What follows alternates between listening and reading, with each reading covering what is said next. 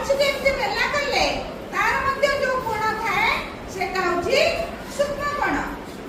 ତାପରେ ସମକୋଣ। ସମକୋଣ ଆମେ କୋଉଠି ଦେଖୁ?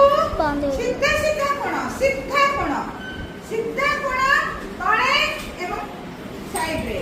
ସିଧା କୋଣ ଯୋଉଠି ଦେଖ ଏଠି ତୁମର ବହିର କୋଣ, ବହିର କୋଣ, କଳାପଟା କୋଣ, ଟେବୁଲ କୋଣ, କାଠ ବାକ୍ସ କୋଣ, এই ସବୁ ଯୋଉ କୋଣ ରହେ ସିଧା ସିଧା କୋଣ ସେଟା ହଉଛି ସମକୋଣ। ସ୍ଥୂଳ କୋଣ, ସ୍ଥୂଳ କୋଣ ଆମେ କୋଉଠି ଦେଖିବା? ଫ୍ୟାନର, ଫ୍ୟାନର କୋଣ ହଉଛି ସ୍ଥୂଳ କୋଣ। ଆମେ ଏମିତି ହାତ କଲେ ଏଇ ଯୋଉ କୋଣଟା ରହିଲା এটা হচ্ছে স্থূল কোণ। সমকোণର ପରିମାଣ 90 ଡିଗ୍ରୀ ଆଉ ସୂକ୍ଷ୍ମ କୋଣର ପରିମାଣ ସମକୋଣ ଠାରୁ କମ୍ ଆଉ ସ୍ଥୂଳ କୋଣର ପରିମାଣ ସମକୋଣ ଠାରୁ ବେଶୀ। ଏତିକି ମନେ ରଖ।